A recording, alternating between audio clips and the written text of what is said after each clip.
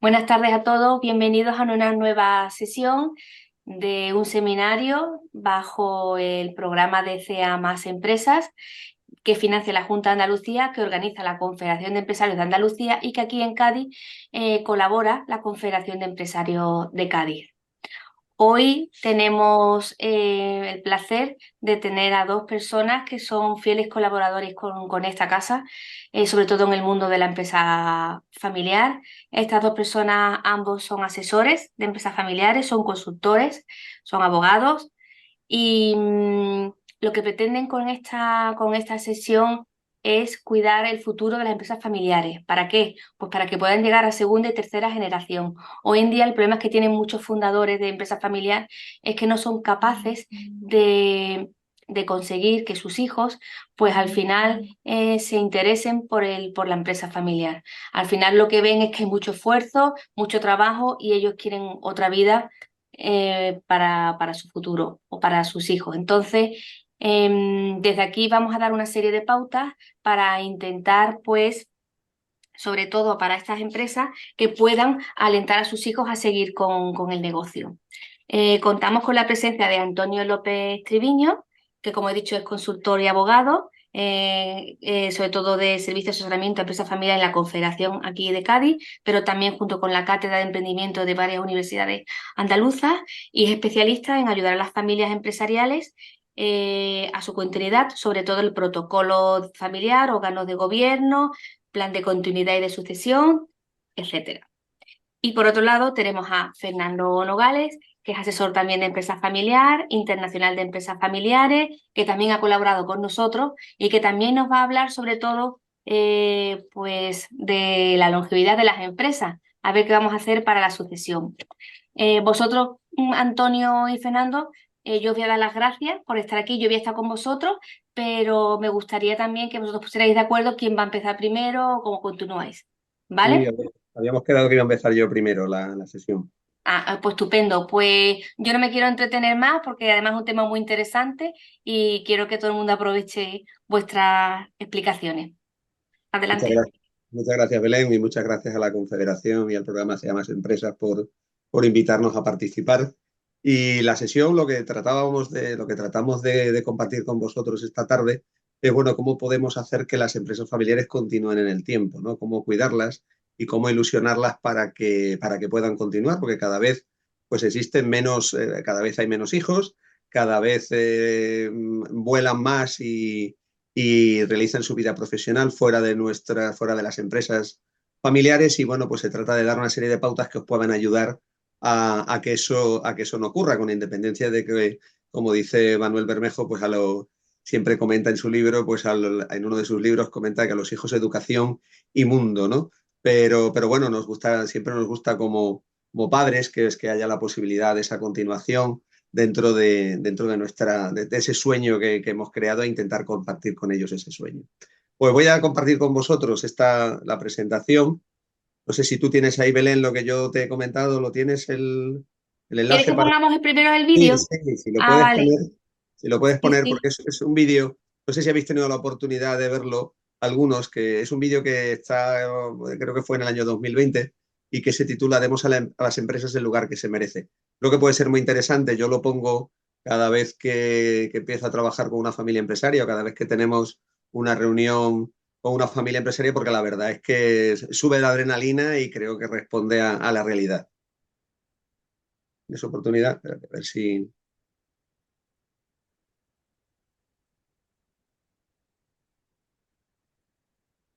Perdón, me he equivocado, que le he dado donde no era. Que ahora mismo lo ponemos, Antonio, ¿vale? Que es que tenía un problemita Vale, el si queréis lo informático. ponemos, si no lo ponemos al final para completar la sesión, si queréis, ¿no? Bueno, empiezo yo para poder trabajar con ello. Vamos. Vale, pues comparto con vosotros en esta parte con Fernando, esta parte de la sesión de hoy, pues yo la he titulado Cómo ilusionar a las siguientes generaciones, ¿no? Y a mi juicio, pues podemos ilusionar a las siguientes generaciones, pues desde el punto de vista de los órganos de gobierno, también de los órganos de gobierno, sobre todo de la familia, cómo ilusionarlos también en función de qué rol, para que ellos sepan y conozcan qué rol pueden desempeñar dentro de la empresa y sobre todo fomentando la educación y además el emprendimiento, de lo que habla muy mucho Fernando Nogales, que comparte con nosotros y conmigo esta tarde, que es un placer poder hacerlo con él, gran profesor y maestro mío, sobre la necesidad de tener emprendedores dentro de la empresa familiar. ¿Por qué no me deja? Bien, la mortalidad de las empresas familiares, fundamentalmente, los autores entienden, y yo también con el trabajo profesional que haces con las familias empresarias, que aparte de las cuestiones relativas a que a lo mejor ese producto o ese servicio que ofreces, pues resulta que no tenga la demanda que merece, fundamentalmente se produce a través de dos situaciones. De un lado, por la falta de intereses comunes y de compromiso, y sobre todo por la falta de emprendimiento. Por tanto, pues tenemos ese hándicap fundamental dentro de nuestras empresas familiares para poder ayudar a esa continuidad, es decir, que haya ese compromiso por intentar esa continuidad y sobre todo que tengamos emprendedores, que haya gente dentro de la empresa que no sean meramente gestores en la siguiente generación, sino que también sean emprendedores que nos permitan poder avanzar en nuestra actividad, diferenciando entre empresa y negocio, como luego veremos posteriormente.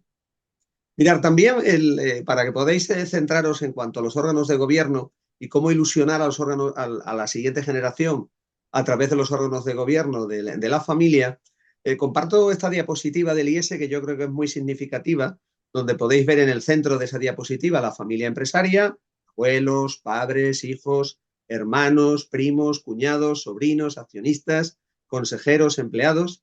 Y en la parte de la derecha está el sistema de gobierno corporativo. Los propietarios están arriba, la Junta General, después los que ejecutan las órdenes de los propietarios, que es el órgano de gobierno, el Consejo de Administración, y luego posteriormente los que llevan el día a día de la compañía, es esa CDG, pues es el Comité de Dirección y la Dirección General. Y esas ramificaciones que veis, ese peine, pues se refiere pues a todas aquellas unidades, todos aquellos departamentos que tengamos dentro de la compañía, pues el I+D, el de recursos humanos, el financiero, el de compras, ventas, marketing, etcétera, ¿no? Pero en el caso que nos ocupa esta tarde, yo voy a incidir muy mucho en los órganos de gobierno de la familia. ¿Qué responsabilidad, qué pueden hacer por ayudar a esa continuidad en la siguiente generación? Veis en primer lugar arriba la asamblea familiar, que es pues, el día de la familia, el día donde se divierte la familia y donde se pueden estrechar lazos entre personas que normalmente a lo mejor no se ven a lo largo del año, ¿no?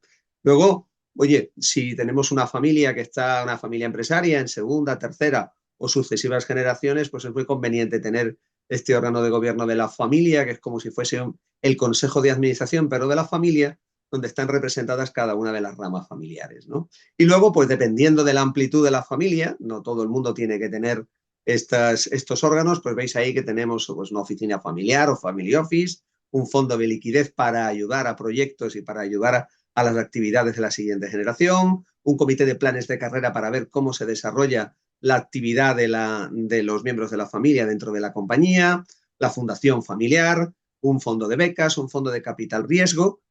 Lógicamente no será lo mismo si estamos en una primera o segunda generación donde tengamos a los fundadores y existan 2 o 3 hijos donde están empezando a desarrollar su actividad profesional o alguno se case, a cómo pues acudía a una reunión de consejo de familia hace unos días donde es una empresa con 139 años, ¿no? Donde está pasando de la quinta a la sexta generación y lógicamente sí tienen configurados todos estos órganos de gobierno.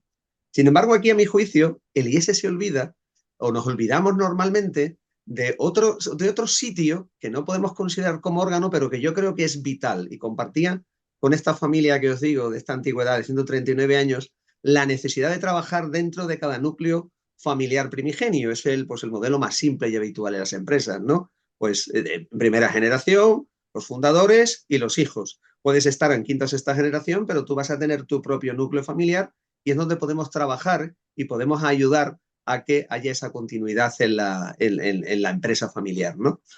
Son reuniones muy simples, la periodicidad y la frecuencia puede ser elevada, no necesita ningún orden del día y normalmente, pues bueno, se desarrolla en la mesa de la cocina, ¿no? De la familia, ¿no? Ahí, pues, a lo mejor podemos estar hablando de un núcleo familiar donde la siguiente generación pues tenga 10, 12, 14, 15 años, 16. Pues bueno, ¿qué se va a hablar en ellos? Oye, pues las tareas domésticas, la educación de los hijos, si ahora que se acerca el verano van a ir a algún tipo de campamento o van a ir al extranjero para perfeccionar algún idioma, la asignación de pagas, momentos de ocio. Ese también el momento de empezar a contar la historia de la familia empresaria, programar también alguna visita a la empresa, el ayudarles o el hacer que puedan ir y al día de la familia, ese día de la asamblea familiar, que en definitiva debe de ser un día de diversión, ¿no? Por tanto, ahí es donde tenemos que empezar. O sea, ahí el agua fina es donde tiene que empezar a calar en esa siguiente generación, con esas edades tan jóvenes. Y recordar lo que decía la Madre Santa Teresa de Jesús, ¿no? Que aunque no te escuchen, no pasa nada. Te ven. Y por tanto, como te ven, la forma que tiene el ser humano de desarrollar actividades a veces a través de la imitación. Por tanto, oye, empezar a trabajar en ese sentido. ¿Qué hacemos si nuestros hijos empiezan a crecer, no? Entonces, pues también ahora se incorporan temas relacionados con la empresa. Podemos estar hablando ya de una siguiente generación de 17, 18 o más años, todavía cuando están estudiando, ¿no? Y ya pasamos de la mesa de la cocina, los autores hablan de esa kitchen table a dining room table, ¿no? A la mesa del comedor, ¿no? Y es donde podemos empezar a hablar con nuestros hijos sobre cuáles son los valores de la familia, sobre cuál es la cultura que tenemos como empresa, la posibilidad de que se haga prácticas en ella.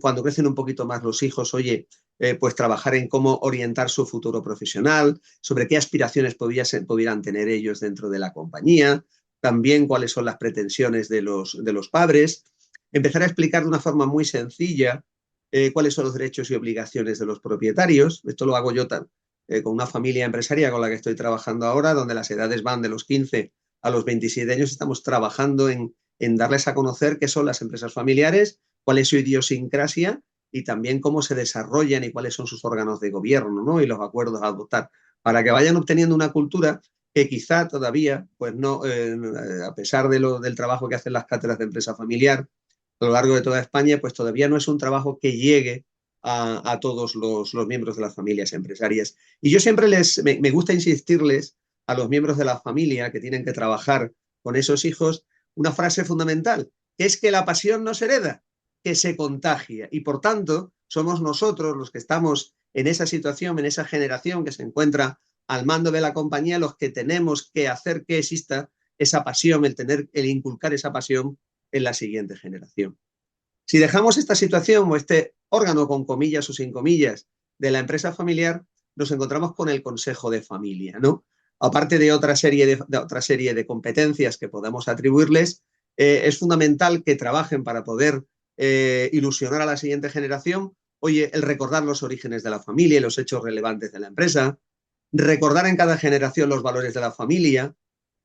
Aquí es muy importante lo que el consultor Guillermo Salazar, pues lo que él dice, ¿no? Que son palabras simples que expresan complejidades, ¿no? Entonces se trata de poner por escrito, que ponga la generación al mando, poner por escrito cuáles son esos valores que tenemos, pero no los que nos gustaría tener, sino aquellos que realmente tenemos y sobre todo explicarlos, porque no se trata solo de compendiarlos en una sola palabra, sino también de explicarlos. ¿Para qué? Para que, puestos de acuerdo en esos valores, podamos transmitirlos dentro de cada reunión familiar, dentro de nuestro núcleo originario, ¿no? Muy importante también, Borja Durán habla de la creación, otro consultor de empresa familiar, de la creación de una red social familiar, con fotos, vídeos, viajes, cumpleaños, reuniones familiares, finalización de estudios, obtención de trabajos, boletines. En esta reunión del Consejo de Familia, que os hablo de esta familia con esta antigüedad, pues bueno, estaban como integrantes un miembro de la generación que se encuentra al mando y un miembro de la siguiente generación. Y bueno, se pedía que existiese pues un árbol genealógico, qué estudia cada uno, dónde vive, en qué trabajan los miembros de la familia que están dentro de la compañía. ¿Por qué? Pues porque se conoce a lo mejor al tito, tita o al primo, prima más cercano, pero no se conoce a los demás. Entonces, muy importante hacer esa función de pegamento entre unos y otros. También es crucial educar a los hijos desde pequeños a la responsabilidad que supone ser dueño de un negocio familiar y la necesidad de la formación continua. También, muy importante para enganchar a la siguiente generación, oye, la filantropía familiar, pues la empresa, que va a devolver a la sociedad aquello que recibe, pues implicarlos en esos proyectos, ¿no? Y también, como lo hablaremos más adelante, oye, fomentar el emprendimiento o dentro de la compañía o fuera. con una creación de un fondo de liquidez, con una creación de una oficina familiar, pero de trabajo donde pueda servir para poder trabajar en otras empresas familiares conocidas, o también la posibilidad de crear nuevos proyectos. Trabajo con una familia empresaria donde su actividad principal no tiene nada que ver, pero la siguiente generación hay algunas que quieren montar pues un hospital para mascotas, ¿no? Y quieren hacerlo bajo el paraguas de su empresa familiar. Pues oye, es fundamental para poder seguir manteniendo esa cohesión, ¿no? También, por ejemplo, os animo a entrar en la página web de la Asociación Andaluza de la Empresa Familiar, porque hay trabajos muy interesantes tanto para la generación actual como para la siguiente generación, tanto con el programa Forum como con el programa Atenea, y donde además existe la posibilidad también, pues oye, de compartir con otras familias empresarias nuestras inquietudes, y además también, sobre todo, la posibilidad de que puedan hacerse prácticas en un sitio o en otro. Os animo a que entréis en esa página web, ¿no? Porque además, esto como el otro día en la presentación de la Cátedra de Empresa Familiar BBVA de San Telmo, el martes en Jerez de la Frontera, pues se hablaba, el ponente pues lo que hablaba era que al final, aunque todo lo que se haga todo es un traje a medida, pero que es como una película, un remake de una película. O sea, los problemas que tienen las familias empresarias en un 99,9% son exactamente iguales con diferentes actores, ¿no? Por ejemplo, la película de Top Gun de Tom Cruise y ahora el remake que se ha hecho ahora.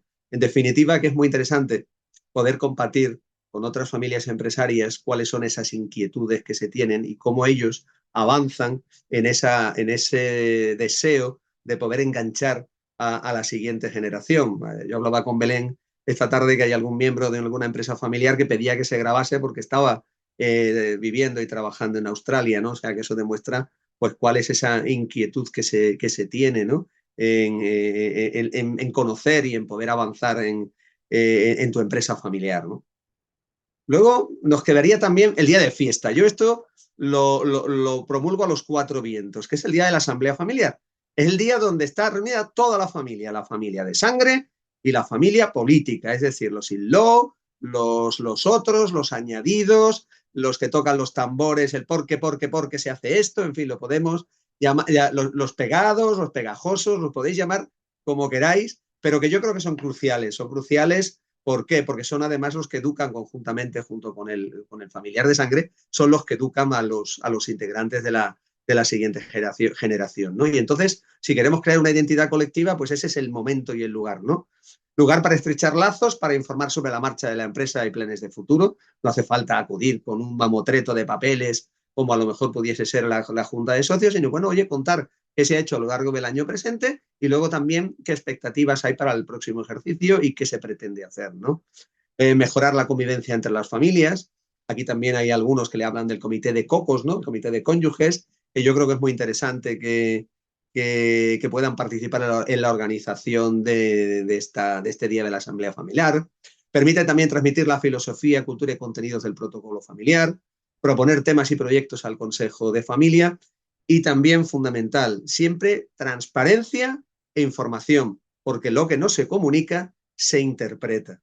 Por tanto, clave esto, y sobre todo cuando además pasamos de una primera generación donde tenemos un rey que lo ha mandado todo al rey Sol y pasamos a una siguiente generación, bueno, ese rey Sol no daba explicaciones a nadie, pero cuando pasamos a una segunda o tercera generaciones donde, oye, no se puede repetir ese patrón y ese rey Sol lo fue en aquel momento, pero ahora estaremos, esa monarquía, estaremos ahora en una república formada por cada uno de los núcleos familiares existentes dentro de la familia, ¿no? Por tanto, fundamental este pilar de los órganos de gobierno de la familia para poder ayudar a la continuidad, para poder inculcar el conocimiento y para poder inculcar qué se hace, ¿no? Los que me siguen o me escuchan regularmente, pues siempre cuento una anécdota que también escuchaba yo en la época de la pandemia en un webinar con Argentina, ¿no? Donde esa nieta pues le dice al abuelo, abuelo, en la comida de los domingos, abuelo, ¿sabes que nos han llevado a visitar el colegio una empresa que tiene el mismo nombre que nosotros? El abuelo le mira a la nieta y le pregunta, oye, ¿dónde está esta empresa? Le dice, ¿dónde está? Y le contesta el abuelo, ¿tú sabes que esta es la empresa de tu familia? O sea que con 15 años sus padres no la habían llevado nunca allí a conocer el lugar de trabajo, el lugar de su empresa familiar. Por tanto, yo creo que es fácilmente entendible que será difícil, si eso no lo hacemos, poder enganchar a la siguiente generación. Por tanto, nos queda un trabajo crucial y sobre todo en la reunión familiar. Yo soy un firme defensor de esa figura, que no es un órgano, sino que es aquella que tiene que trabajar muy mucho en hacer a esas edades tan tempranas el amor por nuestra empresa familiar. Bien, una vez analizado ese pilar, que es los órganos de gobierno de la familia, creo que es muy interesante que la siguiente generación conozca que no hay por qué estar, no hay que ser el consejero delegado, ni hay por qué trabajar dentro de la compañía. Lo único que hay que hacer es conocer cuál es ese papel, cuál es ese rol que se puede desempeñar y, por supuesto, desempeñarlo, como bien inculca Fernando en todos sus libros, de manera profesional, ¿no? Y, bueno, los roles destacados, pues, ¿qué serían? Por un lado, el rol de accionista, ¿no? Aquí pues, hay muchos autores que hablan de un accionista pasivo, el activo, un accionista responsable. Yo me quedo con la figura del accionista comprometido, ¿no? De Luis Scarpella, que es un consultor peruano, donde él insiste muy mucho en la necesidad de que se tenga ese compromiso con nuestra empresa familiar y eso nos debe hacer, pues oye, tener un conocimiento de nuestra empresa en cuanto a facturación, beneficios, inversiones, características del sector, la competencia, tendencias. ¿Cuántas veces a lo mejor tenemos acciones en bolsa de cualquier tipo de entidad y conocemos mejor el mercado bursátil, que conocemos el sector en el que está nuestra propia empresa? Luego ese propietario formado, pues oye, tiene que tener unas nociones, debe conocer los estatutos de la sociedad. ¿Cuántas veces se preguntan si se conocen los estatutos y levanta muy poquita gente la mano? Porque son unos estatutos que usamos en las notarías, que son estándar, que sirvieron para la Constitución, pero que no están adaptados en ningún caso para la idiosincrasia del momento de esa empresa familiar. Por tanto, habría que conocerlos. ¿Y cuántas veces conocemos los estatutos de los que vivimos en un edificio en régimen de propiedad horizontal, que sabemos cuándo se elige al presidente, cuáles son las mayorías, pero no conocemos cuáles son las reglas de juego de nuestra familia, de nuestra empresa familiar, ¿no? Luego necesitamos un lenguaje común, un lenguaje económico, financiero, conocimientos mínimos de órganos de gobierno, organización empresarial, fiscalidad, porque todos queremos el santo dividendo, ¿no? Todos queremos todos los años pues que la empresa reparta dividendos, pero bueno, tendremos que saber leer un balance, ¿no? Saber leer una cuenta de pérdidas y ganancias, ¿eh? Muy importante esa formación financiera y ese conocimiento de nuestra propia empresa para ser un accionista comprometido. ¿Por qué? Porque recordar siempre que los que van a marcar la pauta de lo que hace esa empresa van a ser los propietarios. El consejo de administración lo que va a hacer es ejecutar cuál es la política y redactar el plan estratégico, porque en definitiva van a ser los propietarios los que quieran, pues oye, invertir, los que quieran revertir, los que quieran repartir un determinado dividendo, si se quiere actuar en un determinado sector, ampliar el objeto de la sociedad, son los propietarios, no olvidaros de eso. Por tanto, necesidad de formación, formación y formación. Pero imaginaros que además de ser ese accionista comprometido, pues decidimos, oye, yo lo que quiero ser es estar dentro del consejo de administración, quiero ser jugador de ajedrez, quiero tener las luces largas para poder adelantarme a cuál puede ser ese futuro para que podamos seguir teniendo éxito dentro de nuestra empresa familiar. Por tanto, eso es donde nos lleva a un profundo conocimiento de la empresa y del sector y de sus obligaciones, muy importante. Oye, ¿cuáles son mis derechos y mis obligaciones como consejero? La responsabilidad que se puede llegar a tener por una derivación de responsabilidad por cuestiones fiscales o por cuestiones laborales. Muy importante estar casado en régimen de separación de bienes para ese momento. Sois los que definís la estrategia de la empresa una vez que los propietarios os marcan la pauta de lo que hay que hacer y controlar periódicamente los resultados empresariales y de sus directivos. Es decir, los directivos de la compañía, los que están como responsables de cada departamento, son los que van a rendir cuentas al consejo y el consejo será el que rinda cuentas a esos accionistas comprometidos con la compañía.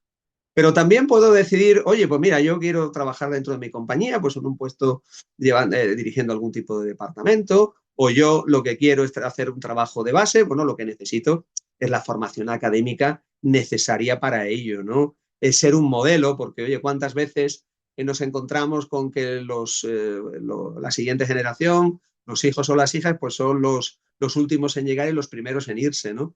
Deben de ser modelos para sus compañeros, ¿no? Y sobre todo el estar preparados para la rendición de cuentas a sus hermanos o a sus primos o a sus tíos, porque va a rendir cuentas al jefe de ese departamento, si es que están en un puesto base, o el jefe de departamento va a rendir cuentas al consejo de administración, ¿no? También yo me estoy encontrando con esa figura que veis al final, que son los familiares no propietarios. Son aquellas personas que son miembros de la familia, pero que inclusive no son propietarios de la empresa, ¿no? Es muy habitual todavía en empresas centenarias o empresas con muchos años de antigüedad, donde por razón de la situación social de ese momento, a las ramas familiares donde había una chica, no se la dejaba tener propiedad dentro de la compañía. Y sí, única y exclusivamente los hombres, ¿no? Pues te encuentro con alguna rama, con alguna empresa donde lo importante es aunar, porque el capital humano no sobra, siempre falta algo. Entonces yo creo que puede ser muy interesante, pues oye, aunarlos al consejo de familia para que, bueno, que ellos puedan trasladar también esas inquietudes que puedan tener como familiares no propietarios y que pueden ser personas muy válidas para ayudarnos en algún determinado momento, sea porque puedan adquirir algún paquete accionarial o algún porcentaje, o sea porque puedan trabajar dentro de la compañía. Recordando siempre la premisa básica de la profesionalización y sobre todo la meritocracia. La profesionalización todos entendemos qué es, ¿no? Buscar la gente que mejor desarrolle una competencia en un determinado puesto. Pero dentro de la empresa familiar nos vamos a referir fundamentalmente a que la empresa deje de ser regida por el corazón y sea regida por la cabeza.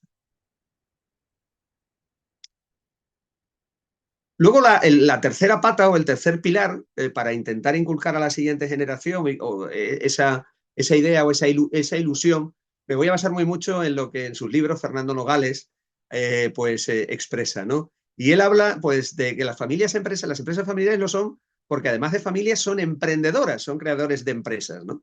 Y esto no se nos puede olvidar nunca, aparte de que todo miembro de la familia debe conocer la empresa y desarrollar algún rol si lo desea. Pues la fórmula o la ecuación es sencilla. Sin empresarios no hay empresa familiar. Podrá haber familia, pero no hay empresa familiar.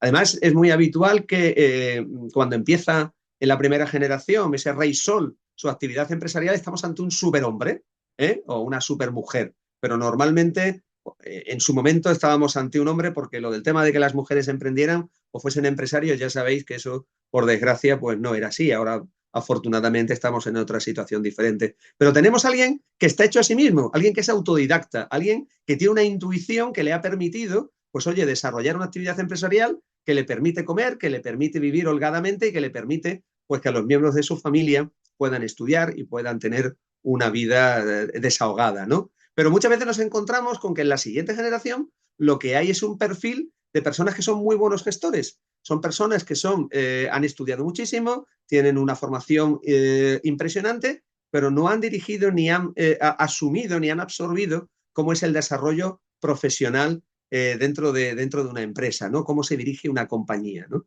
Y aquí me encanta mucho lo que Fernando habla de esa diferencia entre la empresa y negocio, ¿no? La empresa es todo lo que está dentro y todo son pérdidas, porque todos son gastos, y el negocio es todo lo que está fuera, todo lo que puede generar ingresos, ¿no? Y si resulta que el foco estratégico de la empresa pues se limita a lo que ocurre puertas hacia adentro, como todos son gastos allí, peligro, peligro. Tenemos que cambiar completamente el chip en ese sentido. ¿Y cómo mantenemos esa habilidad emprendedora? Pues porque tiene que haber alguien que empuje, que tenga iniciativa, que asuma riesgos, que lidere proyectos. Y eso te pueden enseñar la teoría en institutos, me refiero a institutos en estudios superiores, en másteres y demás, pero como se aprende eso es llevando la maleta del fundador, es estando con él todos los días, es tomando la decisión de que yo quiero ser esa persona que tenga esa iniciativa y que lidere esos proyectos y tiene que acompañar al fundador para ver cómo negocia, para ver cómo trata con los bancos, cómo se desarrolla en su actividad comprando o vendiendo, en definitiva, absorbiendo y llevando la maleta de ese fundador, llevando el maletín o la cartera de ese fundador para poder ir aprendiendo cómo desarrolla esa actividad, ¿no? Fernando diferencia muy claramente entre empresa y negocio. ¿Y cómo es esa diferencia? Pues en la empresa se producen cosas, productos o servicios, pero es en el negocio donde se generan resultados positivos o negativos. Acordaros, empresa, lo que hacemos dentro, y el negocio, lo que está fuera, ¿no? En la empresa se hacen operaciones y se gestionan recursos, sean humanos, financieros, productivos, en tanto que en el negocio nos diferenciamos de la competencia y sobre todo captamos oportunidades. Es decir, es cierto que el ser empresario muchas veces es una cuestión de intuición, ¿no? Pero esa intuición puede ayudar a esa intuición, pues el estar junto con las personas que desarrollan los líderes de la actividad empresarial, ¿no? Y la capacidad emprendedora también se demuestra por la habilidad para hacer empresa, sistemas de producción eficaces y por su habilidad para hacer negocio, ¿no? La captación de oportunidades si queremos que la empresa tenga futuro.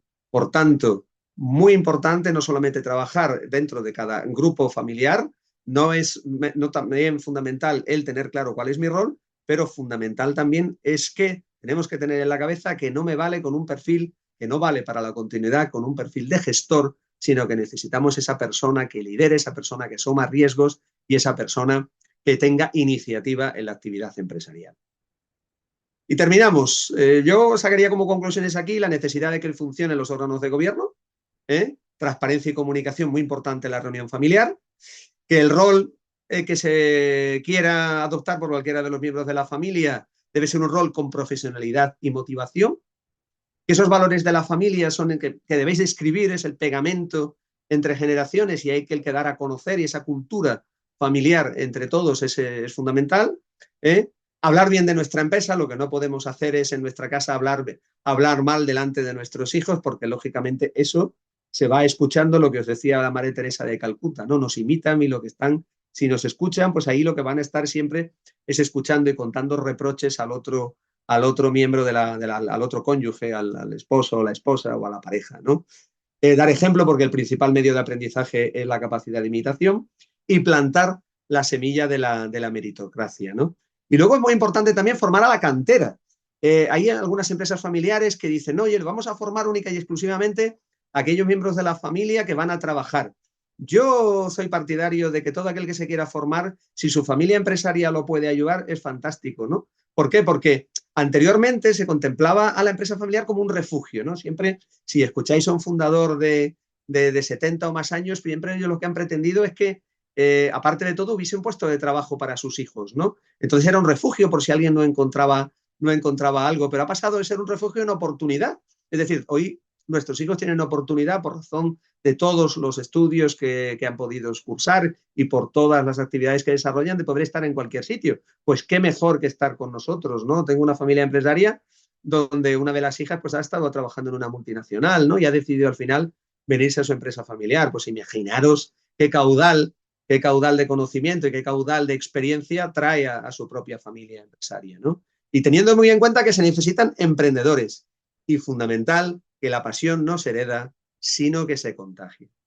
Y como última diapositiva, no sé si habéis visto este programa que se llama El Camino a Casa, ¿no? Aquí Albert Espinosa, esto está producido por El Hormiguero, no sé si lo habéis visto en alguna ocasión, este señor, pues aparte de su formación como ingeniero industrial, pues resulta que también pues, es guionista, escritor, actor, es un señor que ha estado 10 años con un cáncer de huesos tremendo, que le ha hecho perder una pierna, un pulmón y parte del hígado. Y entonces en este programa que os invito a que veáis el principio, creo que puede ser un símil muy interesante para vuestras familias empresarias. Él lo que hace al principio del programa es que a aquella persona que el camino a casa es el camino desde el colegio hasta su casa, pasando por los sitios donde se solía parar o se solía merendar o se solía desayunar. Es lo que hace al principio del programa, es darles una mochila que no tiene nada, que es fundamental que esa mochila esté vacía en el traspaso de padres a hijos y que todos aquellos agravios, todos aquellos problemas que tengamos con nuestros hermanos, con nuestros familiares, salgan de esa mochila. Por tanto, les da esa mochila que está completamente vacía y les entrega una carpeta donde lo que hay son pues fotos de sus ídolos musicales, de sus ídolos de películas, de sus ídolos de series, del momento, de los años 80 o 90, dependiendo de la edad. Pues demos a esa siguiente generación una mochila que esté limpia, que esté vacía, que ellos puedan llenar y que puedan tener ese documento donde esté esa historia de la familia, donde estén esas situaciones que nos han llevado a cada empresa familiar, al lugar donde están, para que puedan abrir en cualquier momento esa carpeta y puedan conocer cuál es, de dónde vienen, ¿no? Entonces os animo a que veáis, si no lo habéis visto, alguno de estos programas al inicio, que es cuando se produce la entrega de esa mochila y de esa carpeta, que creo que puede ser muy interesante para la siguiente generación y con esa finalidad de ilusionarlos en la continuidad. No tengo más que decir, daros las gracias por vuestra compañía y por estar participando en este webinar. Y si necesitáis cualquier contacto conmigo, pues lo tenéis tanto en LinkedIn como también en el correo electrónico. Gracias, Antonio. ¿Quieres que pongamos el vídeo o continuemos mejor con Fernando y después lo vemos al final? Sí, Vale. sí, lo ponemos al final porque va a ser muy interesante, creo que puede ser muy ilustrativo. Venga, pues muchas gracias. Pues Fernando, cuando tú quieras, compartimos, ¿vale? El sonido. Voy. ¿Se me oye bien? Sí. Perfecto. Perfecto. A ver.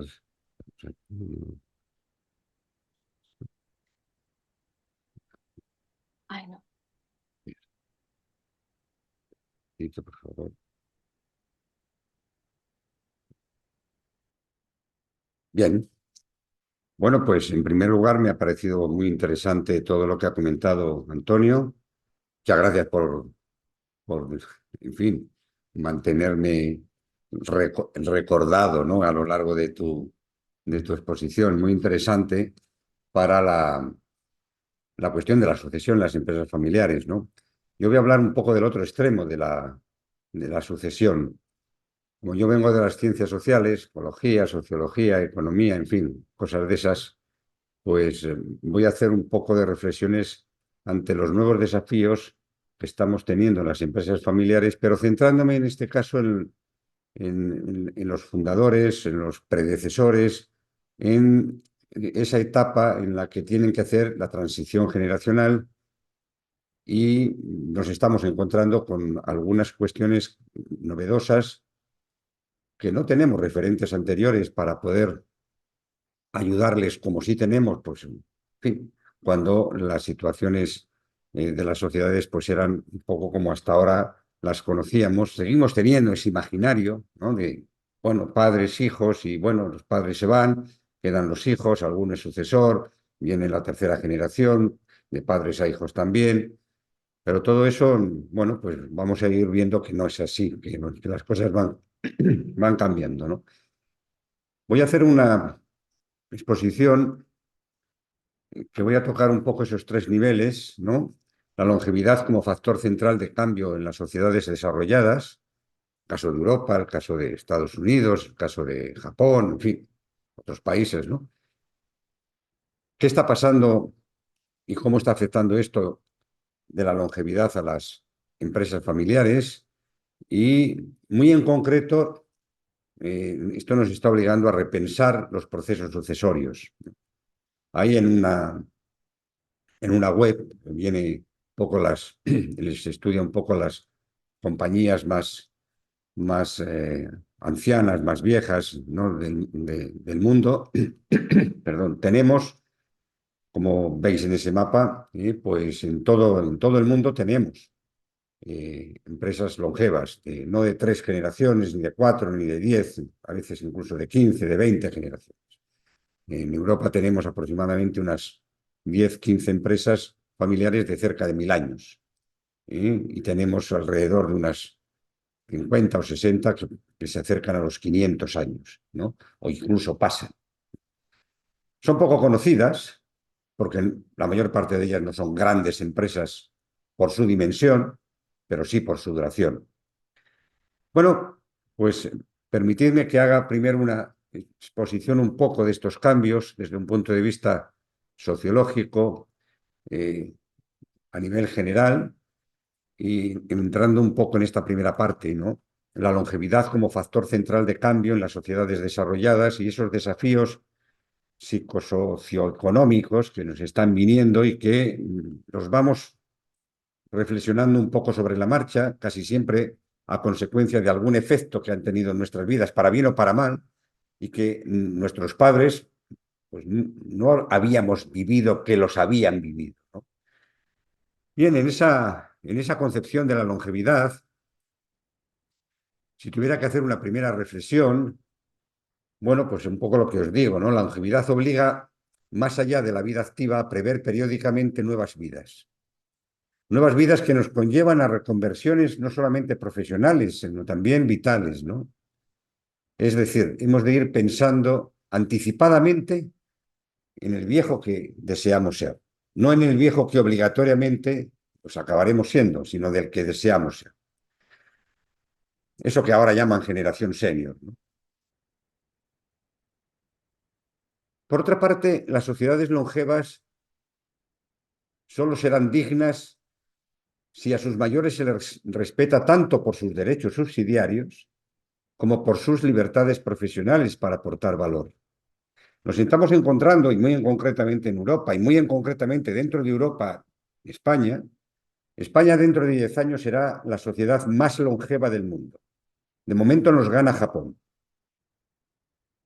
Sigue Europa en general, pero muy en concreto España. Y se están empezando a ver contradicciones enormemente serias, ¿sí? Desde un punto de vista social. Como por una parte nos dicen que tenemos derechos subsidiarios, por ejemplo, a tener una pensión, a tener una sanidad digna, en fin, toda esa serie de cosas. Y al mismo tiempo nos prohíben, ¿sí?, y nos cierran nuestras libertades profesionales para seguir aportando valor. Cumpliste 65 años, 66, 67, y tienes que dejar de trabajar por mucha experiencia que tengas, por mucho conocimiento que tengas, por muy bueno que sea tu hacer, bien sea porque hacías productos o servicios, pero tienes que parar. Te prohibimos, ¿sí?, la libertad de seguir aportando valor. A cambio te damos una pensión, más grande, más pequeña, más... Con lo cual estamos entrando en contradicciones de valores justamente por la longevidad, cuando en la generación de nuestros padres o de nuestros abuelos, pues si vivía 65 y el que llegaba había pasado por guerras y penurias de toda clase, bueno, es que hoy mi padre murió el año pasado con 95 años. ¿Sí? Por tanto, estamos hablando de que la longevidad, en cuestión de generación y media, pues ha añadido muchos años de vida a las personas, al mismo tiempo que justo por derechos sociales nos están quitando mucha vida a esos años. Hemos añadido vida, pero nos quitan vida porque nos quitan protagonismo, ¿vale? Es una contradicción. Y al mismo tiempo, si tuviéramos que hacer otra reflexión, somos la primera generación que nos enfrentamos a la longevidad sin educación previa. Fuimos solo educados para nuestra etapa laboral. Cuando yo vivía en Barcelona, se creó allí la primera universidad de mayores. Estoy hablando de principios de los años 80. Bueno, eso ha ido creciendo en general en los países desarrollados, pero a pesar de todo seguimos siendo, la mayor parte de nosotros, educados solo para la etapa laboral. Normalmente, bueno, pues estudiábamos rondando pues, los 20, 24, 25 años. Y bueno, si queríamos hacer algún máster, pues a lo mejor algún año más. Mucho, mucho, mucho, pues a lo mejor hacías un doctorado. Pero a partir de más o menos los 30 años, más bien antes, tú sabías que los próximos 30 años, 35 años, con eso que te habían enseñado, pequeñas actualizaciones, estabas preparado para la etapa laboral de casi toda la vida. Y luego, bueno, pues la esperanza de vida era pequeña, 5, 6, 7 años, 10 años como mucho, pero no tenías que trabajar. Nos estamos encontrando con que por primera vez somos la primera generación que tenemos que formarnos a nosotros mismos con una esperanza de vida de otros 30 años más. Si te jubilas a los 60, 65 años y tienes una esperanza de vida de 90, 95 años, los otros 30 años no nos ha preparado nadie. Y por otra parte, queremos seguir siendo activos, sobre todo si estamos en determinadas tareas que son más de carácter de servicio, de carácter de conocimiento, intelectual, pero nos echa. Y es importante que lo tengamos en cuenta. Como veremos después más tarde, esto afecta a las décadas, digamos, post-jubilación en los fundadores o en los predecesores en las empresas familiares actuales. Otra reflexión, ¿qué nos está llevando un poco todos estos cambios de las sociedades longevas? Bueno, pues que tenemos la responsabilidad de ser pioneros de cambios políticos. Tenemos que luchar por una longevidad activa. No tenemos por qué vernos obligados a parar nuestra actividad, ser protagonistas de nuestra vida, porque nos lo dicen las leyes. Tenemos derecho a una alfabetización en la inteligencia artificial, a prever cómo queremos ser atendidos cuando ya no podamos atendernos. Ahora nos meten en una residencia de ancianos. Todo por nuestro bien, todo muy más menos público, es igual, funciona lo mismo las residencias de ancianos. Podrá valer 10.000 euros al mes, o podrá valer 1.000, o ser, bueno, pues en teoría gratuito. Yo he vivido la experiencia residencial de mi mamá, de mi madre y de mi padre. Y no quiero esa experiencia para mí. No la quiero. Pero posiblemente esa generación del baby boom, 10 años arriba o 10 años abajo de mi edad, pues vivimos un poco eso que se llamó la revolución del 68, ¿no? Tal vez ahora seamos la misma generación la que tenemos que hacer la revolución de la longevidad, porque hacia donde nos están queriendo llevar no es, ¿sí? Por ese proceso evolutivo de la longevidad en las sociedades, no es donde queremos estar. Y por último, si tuviera que hacer algún pensamiento más para dejar un poco estas reflexiones y meternos más en faena de las empresas familiares, tenemos la obligación de ser referentes para que las siguientes generaciones puedan construir sólidas bases vitales. Vivimos más que las cosas duran, la pareja, los saberes, las tecnologías. Nosotros seguimos viviendo y las tecnologías mueren y los saberes se hacen obsoletos y las parejas también. Nada más hay que ver ahí el número de separaciones, por desgracia muertes, ¿no? Alguien se queda viudo o viuda. Y tenemos que ser referentes para nuestros hijos y para nuestros nietos, de cómo vivir esa edad. Y cada vez hay menos referentes por parte de los niños de abuelos. Y podríamos seguir, ¿eh? Pero me gusta dar esas 4 o 5 pinceladas reflexivas desde un punto de vista macro. Vamos a meternos ahora cómo afecta todo esto a las empresas familiares.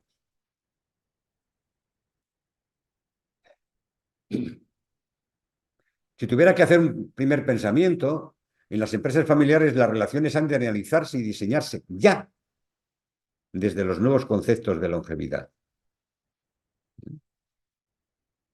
Y en ese sentido no estamos haciendo nada.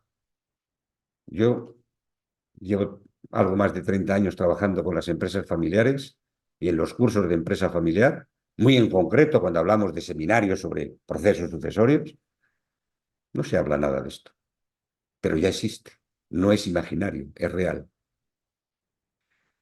Y por tanto, ante esta nueva situación, todas las relaciones de la familia empresaria deben de redefinirse.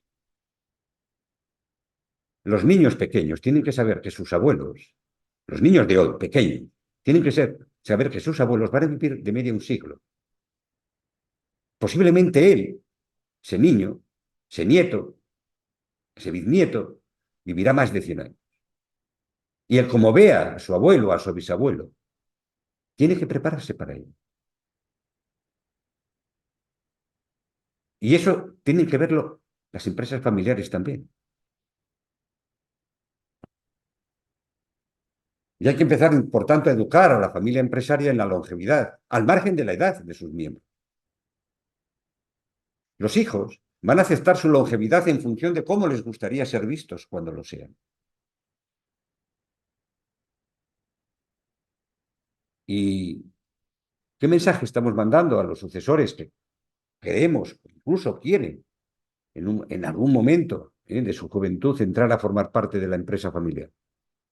¿Cómo ven a los abuelos y cómo ven a los padres, que ya están a punto de jubilarse? Pero les estamos preparando para ello.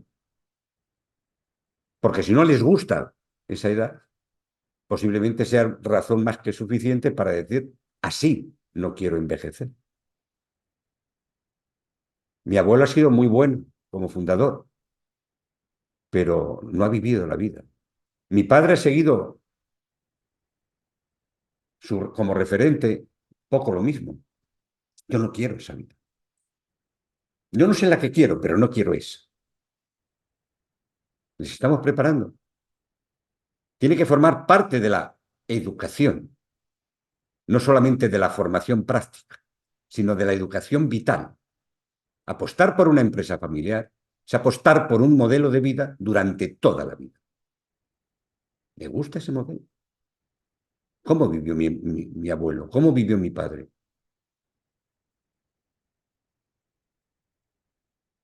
La longevidad nos obliga, por otra parte, a una amplia cooperación intergeneracional, pero ello va a implicar redefinir las funciones y las responsabilidades de las distintas generaciones de manera nueva. Yo tengo cada vez a más personas que entran más tarde a trabajar en la empresa. También tengo a más personas que se implican desde la lejanía geográfica con más frecuencia en la empresa, gracias, entre otras cosas, pues a eso que estamos haciendo ahora nosotros. Aproximadamente el 50-55% de los consejos de administración, junta de socios, en fin, equipos de gerencia, consejos de familia, los hago vía online. Y son consejeros y están viviendo en California o están viviendo en Alemania. Las nuevas formas de redefinir las funciones y responsabilidades de las generaciones jóvenes, tenemos que empezar a mentalizarles para ello y a mentalizarnos, porque si no nos vamos a quedar sin ese talento familiar.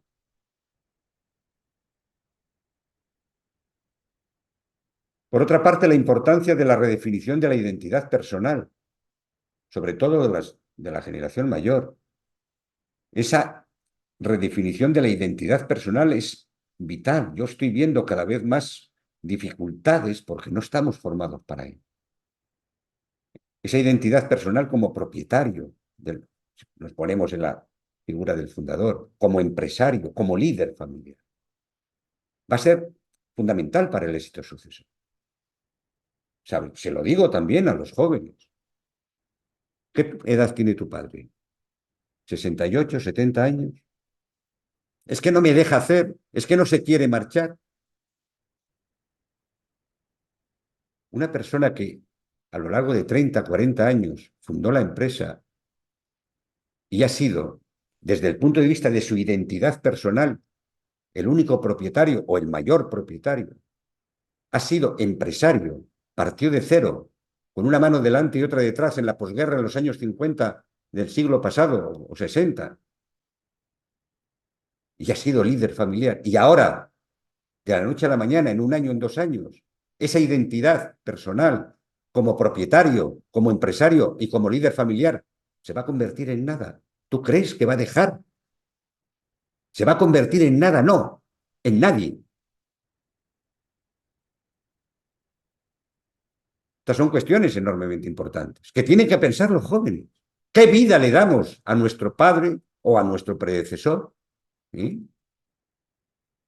Porque si le destruyes la identidad personal, una de dos, o le matas, ¿sí? O no acabará de quererse marchar de la empresa. Por tanto, hay que renegociar las funciones de la empresa, más allá del retiro del fundador del día a día de la misma. ¿Qué va a hacer en la etapa post-laboral? Hay que llenarla de contenido. Y va a estar presente. Y va a seguir teniendo cierta autoridad, o mucha autoridad, cierta propiedad, o mucha propiedad todavía. ¿Cómo se gestionan esas alianzas intergeneracionales? Porque se va a plantear la identidad personal. Si voy a dejar de ser propietario, ¿cómo harán los hijos con el dinero que yo les he dejado y con los bienes y con la... Y si yo voy a dejar de tomar decisiones como empresario, voy a ser una especie de presidente de honor de no sé qué. Y si ya no soy líder familiar porque los hijos son mayores, están casados, tienen sus hijos, ¿qué soy yo? No conozco ningún curso de empresa familiar de proceso sucesorio que toque estos temas. Y yo ya los estoy viviendo.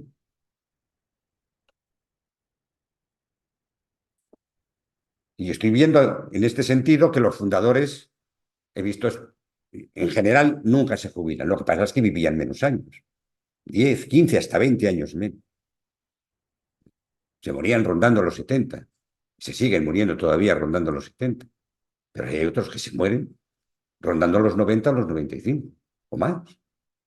Los fundadores no se jubilan, pero es que los predecesores se jubilaban, pero ya no podrán jubilarse, ni querrán jubilarse. ¿Qué hacemos? Estamos hablando de otra época, desde el punto de vista laboral o profesional, desde el punto de vista protagónico, como dirían los hispanoamericanos, de otros 30 años.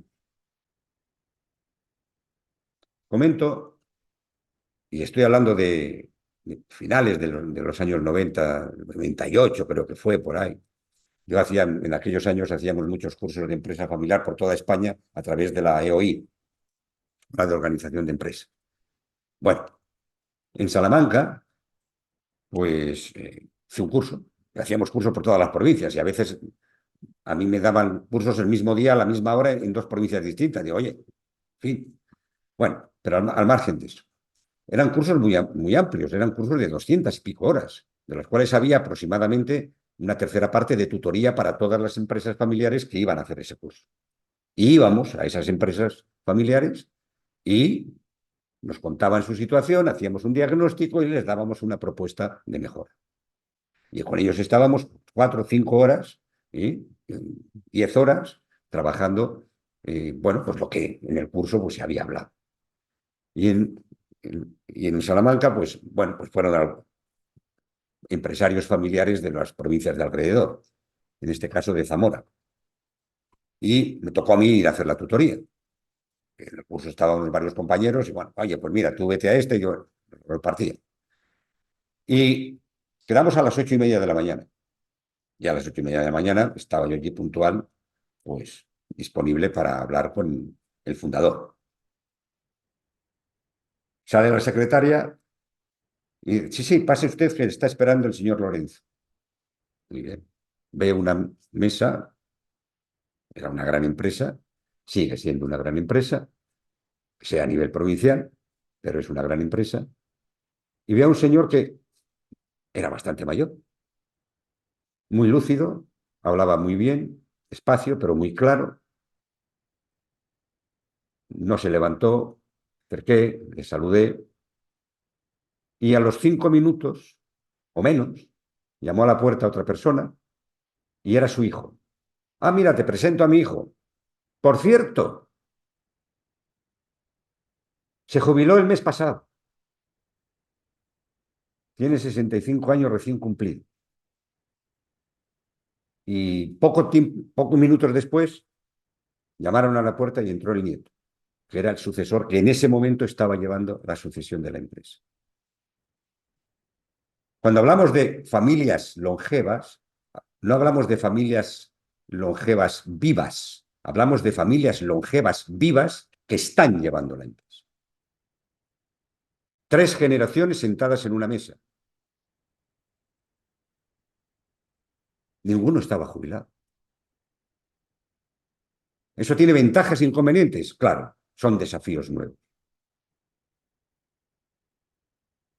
Muchos de los que en este momento están rondando los 65, 68, 70 años, no se pueden jubilar.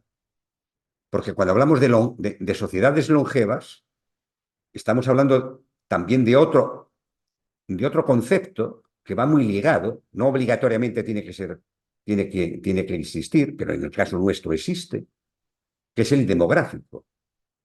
No es que las personas vivamos más años, hasta los 95 o 100 años. Es que cada vez tenemos menos hijos. Y eso es un cambio demográfico de la pirámide demográfica.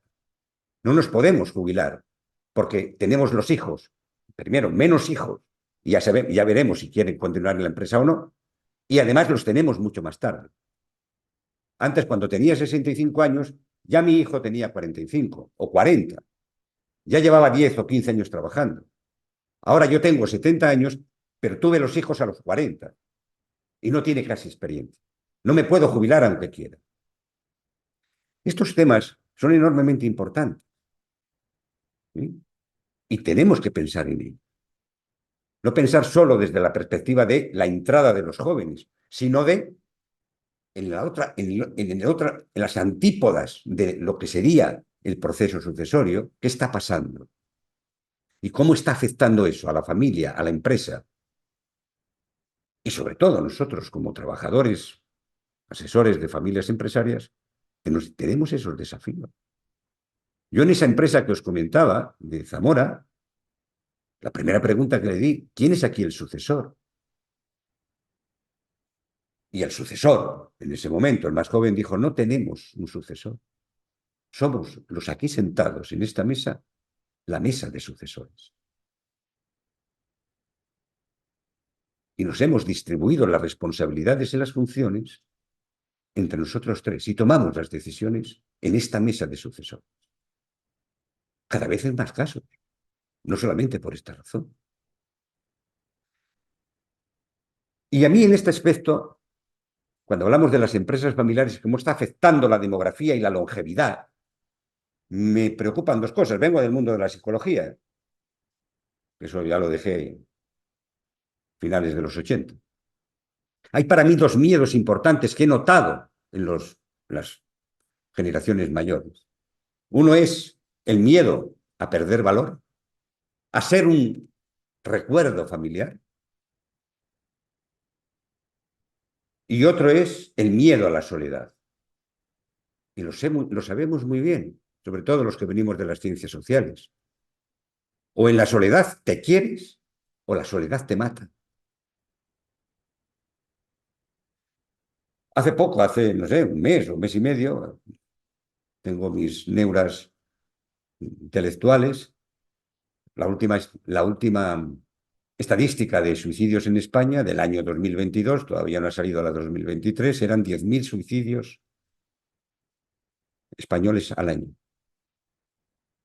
Cuando vas mirando un poco con lupa algunas cuestiones, algunos datos, no el número global, te das cuenta que con respecto al 2021, el número de suicidios que más había subido proporcionalmente era de jóvenes, no de mayores. La soledad mata. O en la soledad te quieres y para que te quieras tienes que seguir sintiéndote protagonista de tu vida. Y si a los 65 te echan de trabajar, dejas de ser protagonista de tu vida. Y si te quedas solo porque te quedas viudo, porque los hijos ya no están. Es un miedo vital a perder protagonismo y a quedarte solo. Y esto ya está pasando cada vez más en las familias empresarias. Preguntaros en cada empresa familiar que nos está escuchando, lógicamente, un poco esta situación. Porque hay que gestionarla. No la podemos dejar sin gestionar. Porque pagaremos costes importantes intergeneracionalmente, no solamente en la generación mayor.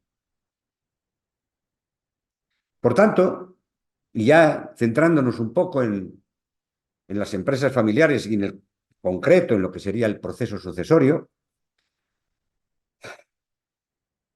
nos estamos encontrando cada vez con más empresas centenarias. Bueno, pues la longevidad está transmutando y redefiniendo las familias empresarias. Empresas familiares con 3 generaciones vivas llevando el negocio, presentes en la empresa, con más de un sucesor, con sucesores temporales o equipos de sucesores,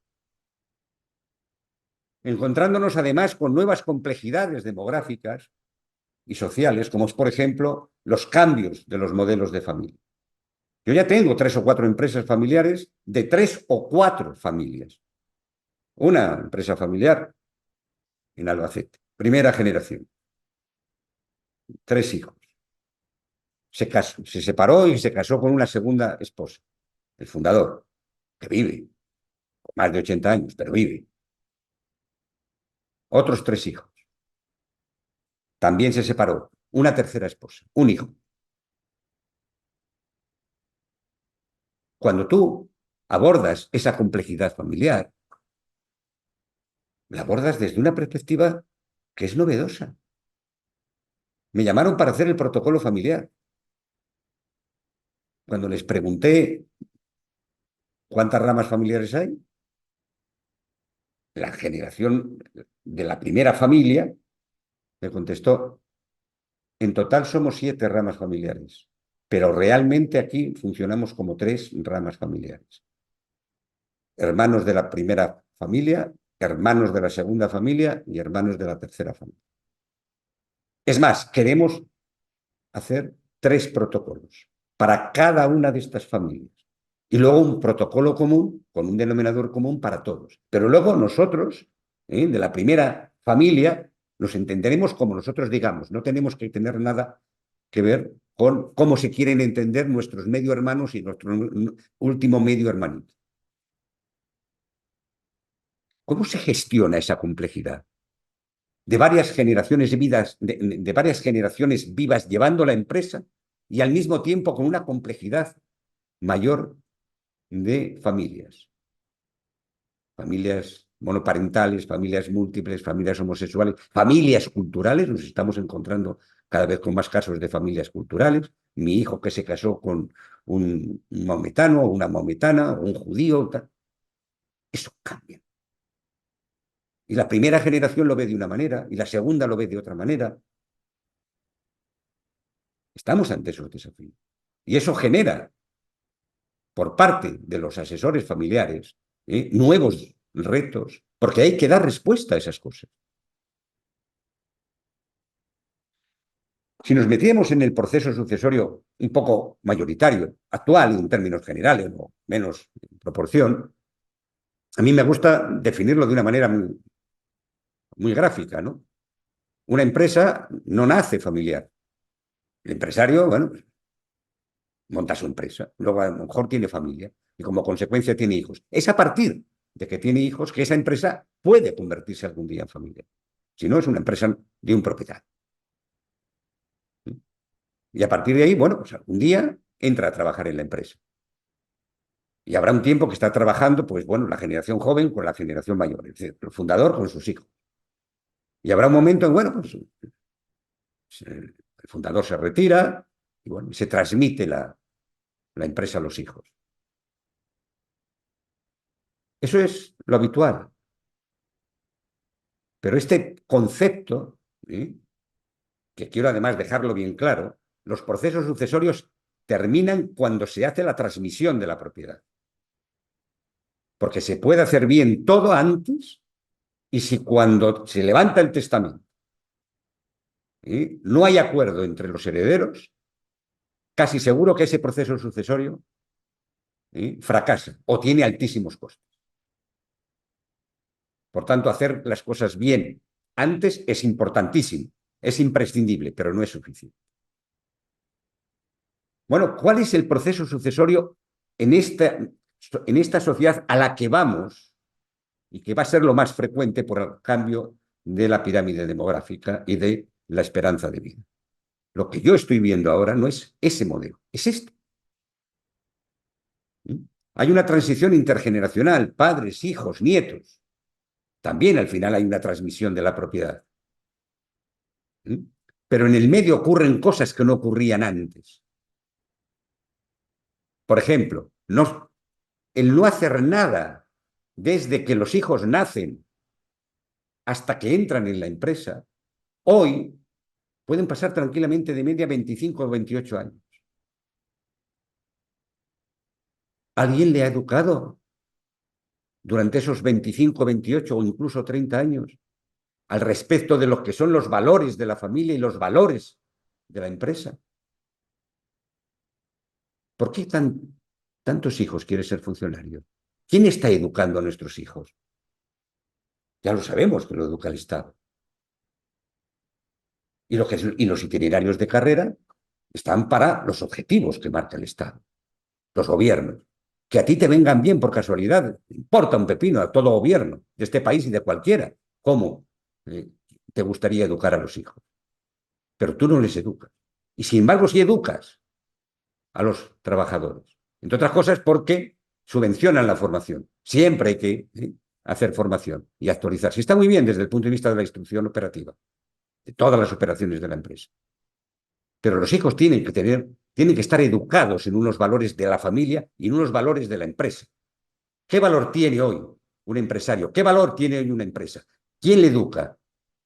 Desgraciadamente se educa contra la figura del empresario, contra la función empresarial. Y se educa a favor de ser funcionario. ¿Hacemos eso antes de que entren en la empresa? ¿No nos hemos preocupado de educarlo? Y cuando entran dentro, lógicamente tenemos que profesionalizarle en función de su implicación en la empresa, como bien decía Antonio. Si vas a ser consejero, si vas a ser gerente, si vas a estar en el consejo de familia, si vas a ser solo accionista, sé el mejor, el más preparado, el más responsable. Pero antes han pasado 30 años. Ahora ya con 30 años te metes en la empresa. Profesionalízate en función de tu implicación en la misma. Pero si estás educado en contra de la empresa, en contra de la familia, pues difícilmente va a ser atractiva para ti. Posiblemente el día que la heredes, si desgraciadamente ocurre bruscamente, la venta.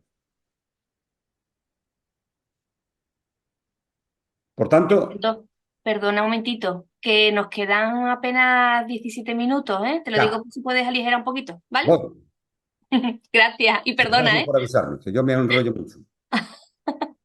Por tanto, para mí es importante que cuando hablamos de procesos sucesorios en esta sociedad en la que ya estamos y en estas empresas familiares con estos nuevos desafíos, tengamos claro, ¿eh? Para mí hay 4 cuestiones importantes: los pactos sucesorios, cuáles van a ser las políticas sucesorias. Y eso no está definido generalmente en ningún protocolo. Pero sí, en los protocolos de familias centenarias, bicentenarias, tricentenarias, sí, pero en los normales no. ¿Quién tiene que elegir al sucesor? ¿El padre, la madre? ¿El mayor accionista? ¿El más preparado? ¿Es una cuestión del predecesor y el sucesor? ¿Es una cuestión de toda la familia? ¿Cuáles son las políticas sucesoras? ¿Y qué perfil tiene que tener el sucesor? Para mí hay 2 características y 2 funciones importantísimas que tiene que tener todo sucesor. Una función es fundamentalmente estratégica. Tiene que mantener a la empresa competitiva, por lo menos como la recibió. Yo debería decir que más. Pero no solamente recibe en herencia ese sucesor una empresa, recibe una familia y tiene la responsabilidad de mantenerla unida. Son 2 herencias, la empresa y la familia. Para lo primero, tiene que ser una persona emprendedora, tiene que ser un empresario. Y para lo segundo, tiene que ser una persona muy cohesionada. Lo que ya os digo de entrada es que no he encontrado ningún sucesor con estas 2 características. Nunca. Por lo tanto, ¿quién hace la función que le falta al sucesor? Y ahí nos encontramos que cada vez más los procesos sucesorios, los sucesores, es una bicefalia. Alguien es gran cohesionador y alguien es gran emprendedor. Pero en la misma persona, ¿no? Las 2 cosas es muy difícil encontrar. Y por tanto hay que profesionalizar, lógicamente, la coordinación en esa mesa de sucesor. Y todo eso hay que documentarlo en algún documento, sea un pacto de socios, sea un protocolo familiar, sea otorgación de poderes, léase lo que quiera. Antonio de esto sabe más que yo, viene del derecho. 2 pensamientos finales, uno para las familias empresarias. ¿Qué les digo a los predecesores cuando hablo de este tema? Pues que si quieren seguir estando activos en sus empresas familiares, han de aprender de los sucesores sobre los nuevos procesos operativos. Esto es importantísimo. Yo estoy en mi despacho haciendo el proceso sucesor. Y lo primero que me dijo el hijo, hay que digitalizar todos los servicios del despacho. Todos. ¿Vale? Y en eso estoy. El modelo de negocio ha cambiado. Pero en estas circunstancias, también a los sucesores les digo que si quieren posicionarse exitosamente en el largo plazo al que se enfrentan, han de aprender de los que ya están viviendo en ese largo plazo. Por tanto, menos crítica, a los predecesores. Las cosas no se ven solamente con los ojos del conocimiento, se ven también con los ojos de la edad. Y no se ve la misma, pero llegarás a esa edad. Porque si no, es que desgraciadamente todavía has tenido, digamos, menos vida. Y a las sociedades y en las sociedades longevas, bueno, en todas las generaciones de la historia la parte más corta de sus vidas era la vejez. En las sociedades longevas, las generaciones venideras, la parte más larga de sus vidas será la vejez. En el cómo nos preparemos para ser viejo, ese viejo que queremos ser dependerá del éxito de nuestras vidas. Si has tenido éxito entre 30 y 40 y 45 años y te has hecho millonario y por lo que sea después eso se vino abajo, cuando tengas 90, tu vida no habrá sido un éxito. Muchísimas gracias. Muchas gracias, Fernando. Al final te quedaba poquito. Yo pensaba que todavía quedaba. Muchísimas gracias a los dos porque la verdad es que ha estado muy interesante. No sé si queréis que pasemos a mientras la gente pregunta, ¿vale? Podemos ver el vídeo y así se anima el que tenga alguna duda en hacer una preguntita, ¿vale? Pedro, cuando puedas nos pones el vídeo y así ya...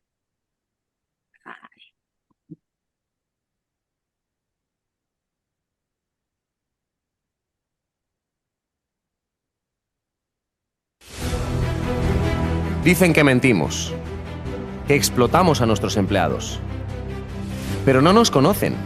No están ahí cuando hay que despedir a alguien, cuando no hay dinero para pagar, cuando perdemos un cliente por el que lo hemos dado todo, cuando renunciamos a nuestra familia para sacar el negocio adelante. Si nos va mal, todos saben cómo hacerlo mejor. Si nos va bien, es porque hemos engañado, robado, o peor aún, porque hemos tenido suerte. Las leyes protegen a nuestros empleados y está genial, pero ¿quién nos protege a nosotros? Emprender es una aventura a tumba abierta en la que la recompensa es tan grande como la renuncia. Estamos en una sociedad en la que el empresario no está bien visto, incluso somos el enemigo. Es normal juzgar a la empresa y a los que la dirigen. En este país todo el mundo conoce Sálvame, pero nadie conoce los nombres de los 10 empresarios más importantes. Pero es nuestra responsabilidad alzar la voz. No vamos contra nadie. Solo defendemos lo que somos. Porque saber hacer negocios es un arte. Emprender es un estilo de vida. Liderar un negocio es un privilegio que pocos pueden comprender. Fundir negocio y familia con el sueño de una vida mejor. En este país la mayoría de empresarios y empresarias somos personas íntegras, apasionadas y trabajadoras. Y es el momento de poner la empresa en el lugar que se merece. Como dijo Antonio Banderas, un país lo hace la gente que se la juega. La gente que arriesga todo por algo en lo que cree. Y cuando llegue el día, no tengas miedo a reconocer tu éxito, a vivir a lo grande, porque te lo has ganado. Es tuyo.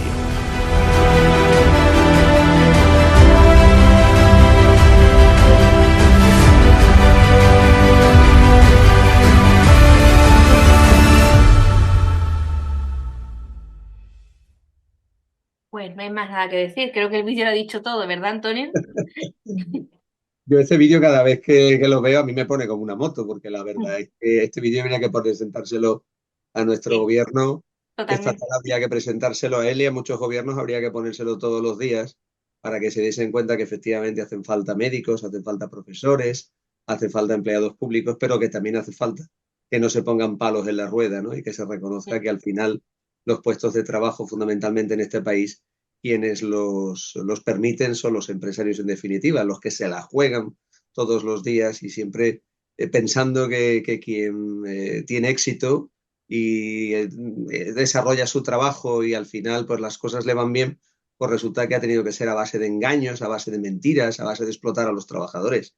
Y eso realmente no es así. Yo esto lo pongo, este vídeo lo suelo poner, hombre, lo pongo una vez, ¿no? Cuando trabajas con las familias, lo suelo poner y la verdad es que te pone a 100, vamos, me pone cardíaco, vamos.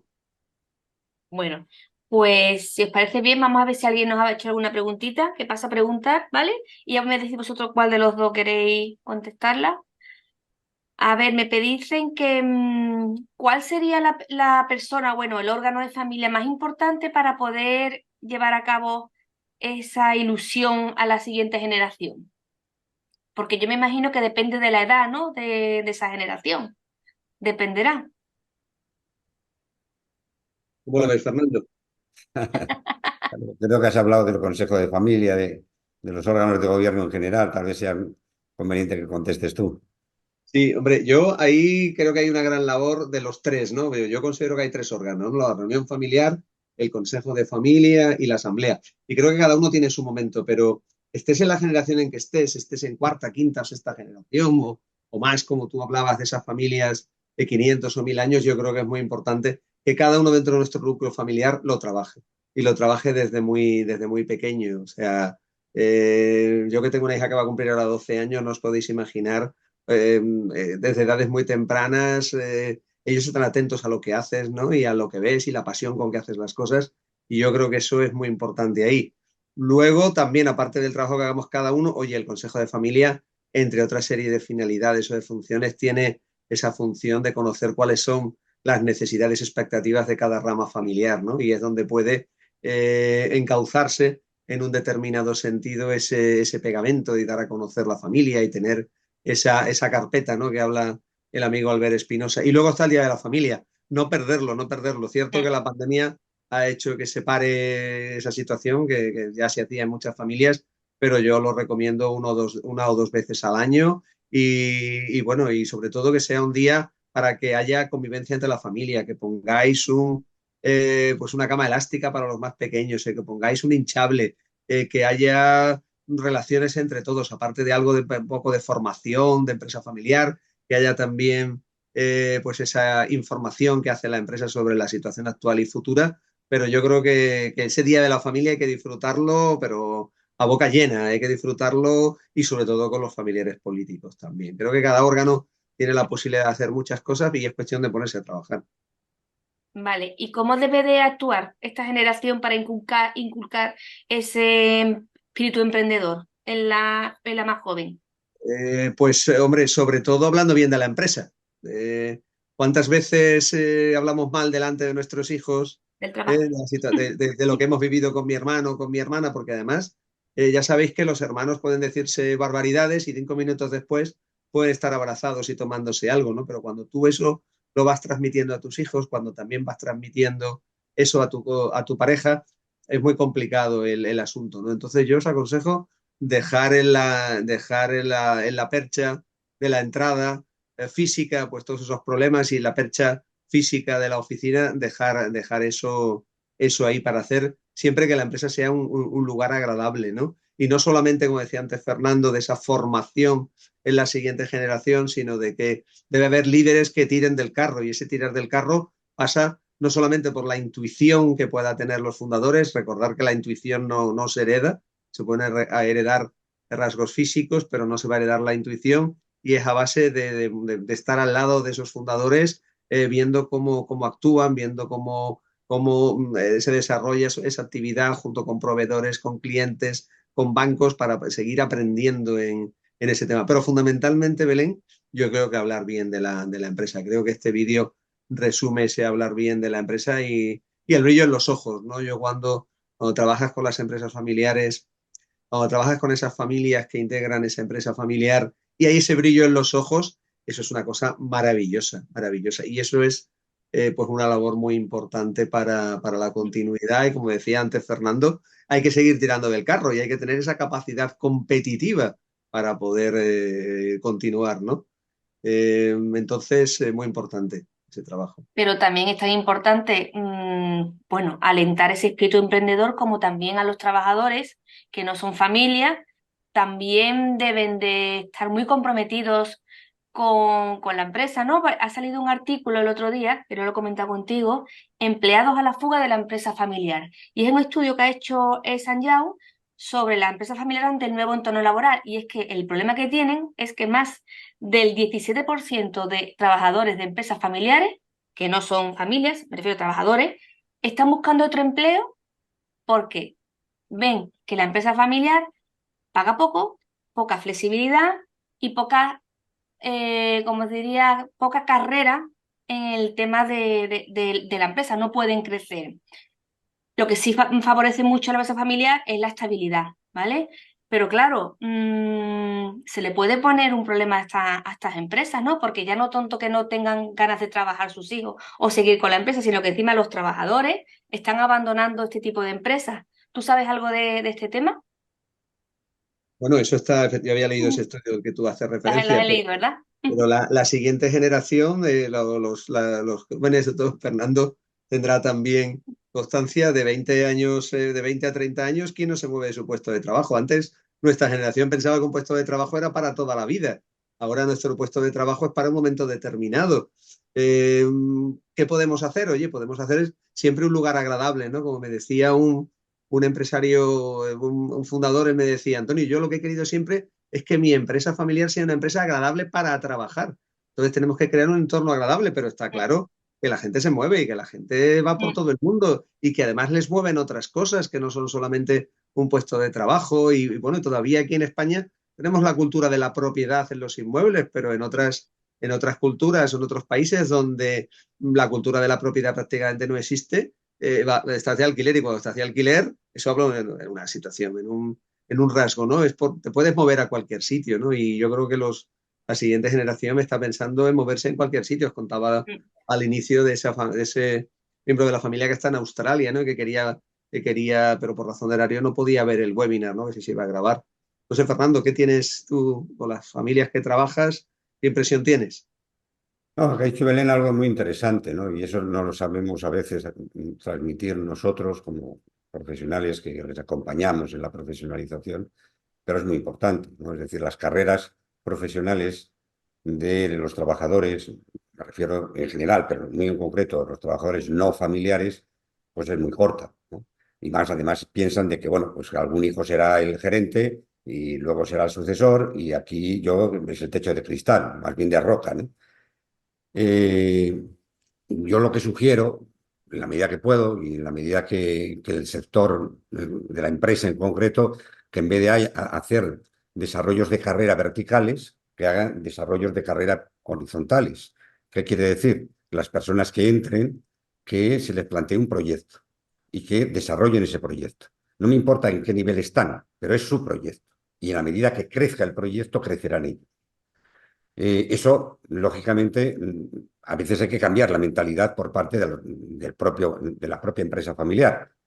Pero también es verdad que a la fuerza ahorcan y cada vez yo estoy viendo más en las pymes esta tendencia. Es decir, yo no puedo hacer crecer mucho a la empresa. Claro, si tengo 100 trabajadores ya ahí tengo una estructura un poco vertical en la cual puedo ir creciendo, ¿no?